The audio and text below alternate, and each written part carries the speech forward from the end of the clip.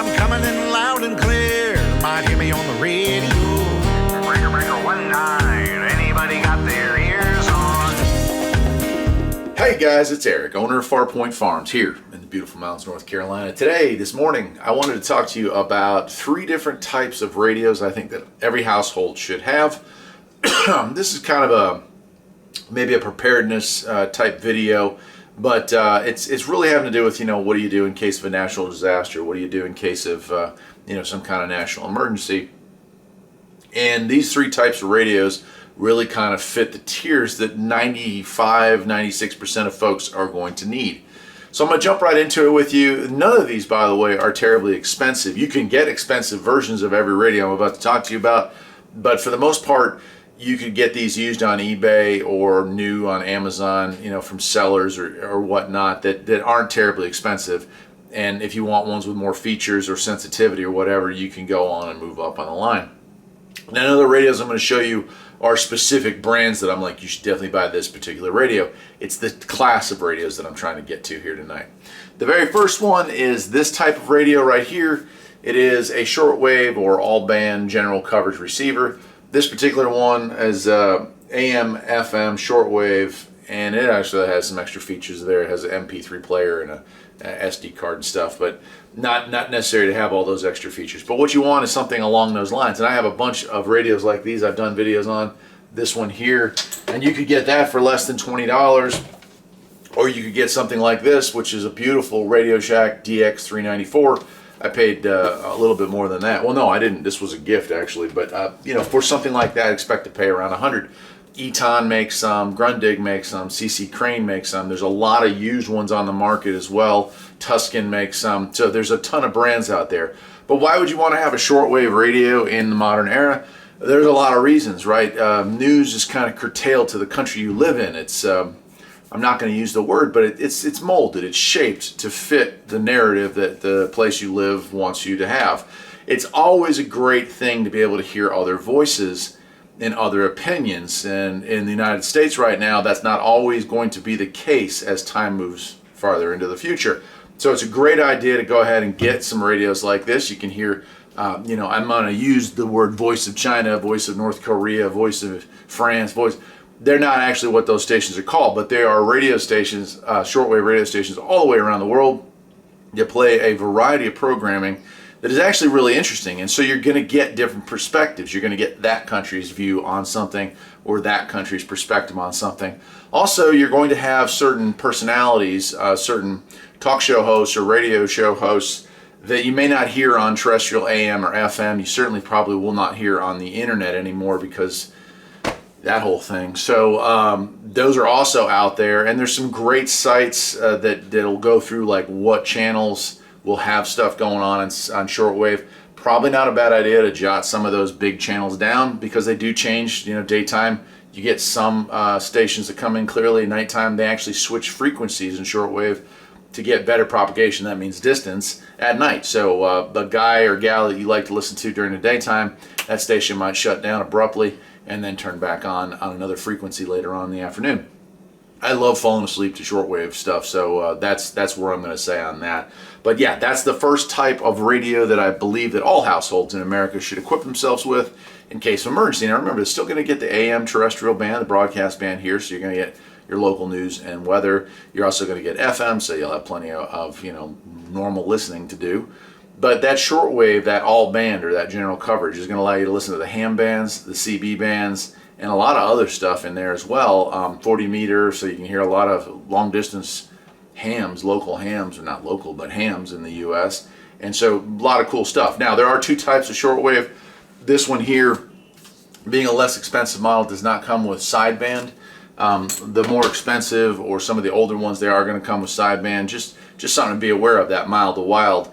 If you want to listen in on a lot of ham conversations, sideband's probably a feature you want. If you just want to listen to shortwave radio stations from around the world, well then you really don't need to worry about shortwave. So just something to be aware of there. All right, so the number 2 radio type that I think that every household should have is this, and here's 2 examples of it. This I just made a video on not too long ago. These are Midland Frs Radios. These little rechargeable walkie-talkies are great for local communication. And I mean local like on the farm or in a neighborhood, but probably not like 5 miles downrange. A lot of these companies will say, has 36-mile range or whatever. And it might, in the Sahara Nevada deserts or something like that. I don't know, but it's not really, you're not really going to get that kind of range in the real world. 2 miles is probably max. 1 mile is what they're probably really accurately going to be used for in high and low areas combined. And they're great for, just families keeping in touch. That's why it's called Family Radio Service, FRS.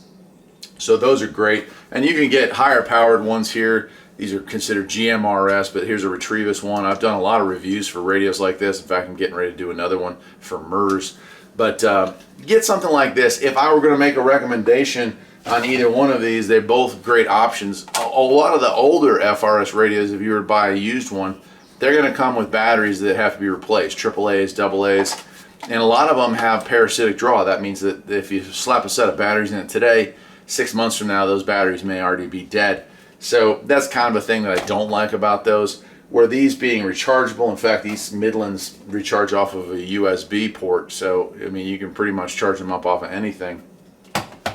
That's probably not a bad idea. And you need those communications. Let's say we have a hurricane and you're going to go down the street and talk to the neighbors. Well, it's a way to keep in touch if the cell towers have powered down, or if the phone lines are down, which I went through that in '96, where phone lines were out for 2 weeks, and that was a big issue. We couldn't communicate other than with CB or radios like this, FRS.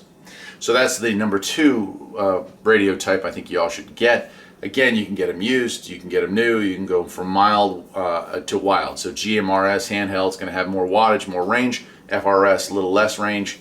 Both great options. So moving on to number 3, and I'm sure you can pretty much guess what that's going to be. It's going to be CB radio, and CB radio wins or takes that 3rd slot, not because I happen to be a fan of it, but because it is the most widely used radio service in America.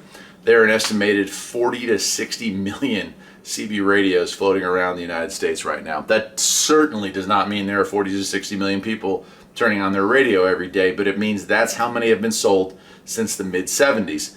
We can't say for sure how many of those are not in a trash can right now, but a lot of people have a CB radio in the attic, in the basement, in the garage, or hopefully still installed in a car or set up like this as a base station. For that reason, CB radio above ham is my number 1 pick for what you want to have as far as radio goes. And this allows like intermediate contact, right? It's not just for neighborhoods. You can go 15 miles usually line of sight with a 4-watt AM station, perhaps a little longer with a sideband station.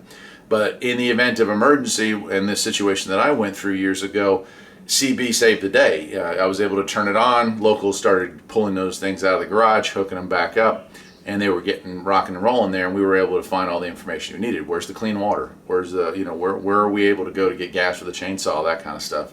So that was super important. CB radio, again, you can go from mild to wild. I just picked this up at the local ham fest. This is a Uniden 510 Pro XL. This was $5, so you don't have to have a ton of money invested in something like this. You get this, and you get yourself a magnet mount antenna for your car, and you already have the battery or power source ready for when there is, an extreme event that you might need to communicate with folks on. $5. Certainly, that's something that we can set aside some money for and save up for. If you want to go a little more wild instead of mild, you would probably want to try to pick up something with sideband. Now, again, during an emergency, AM is going to be far more important on the CB band than sideband because far more radios were sold with just AM. But sideband is a nice feature to have if you're trying to communicate with people at a farther distance. So something to keep in touch with. This right here, the Uniden 980 SSB, is, that's a new radio that's sideband capable. They're about $120. President makes the McKinley. It's usually about $10 more. Both, the McKinley has weather band, which is kind of an interesting feature that you also could consider as an add-on to it. Not in my top 3 to have a weather band specific radio, but certainly a good feature to have. And then, as far as AM radios, I'm going to tell you, there's not a lot that a new AM radio is going to offer you other than the scan feature or the weather band that you can't find in an eBay $5 special. So if you're just going to buy a radio and throw it in the closet, maybe don't spend the money on something brand new. Maybe just buy yourself, a flea market find like this. I would make sure it works. So that's it. There it is. 3 radios that I believe everybody should have in their home, you know, or around their home anyway. Shortwave or all-band radio. Your FRS/GMRS walkie-talkie, something you can recharge easily and take with you where you need to go, and a Citizen band radio. There is a reason CB is called the Citizens Band, right? It's the most popular band in the country. It probably will remain so for many, many, many years to come, hopefully. and it just gets the job done when sometimes the range of the other ones don't. You get to moving into ham band stuff. You know, you can talk worldwide, which is a great feature. But again, the shortwave allows you to hear it all, and sometimes listening is better than talking. That's it for today, my friends. I'm Eric, the owner of Farpoint Farms. Hope you enjoyed this video, and I'd love to hear your thoughts on the subject below. Take care.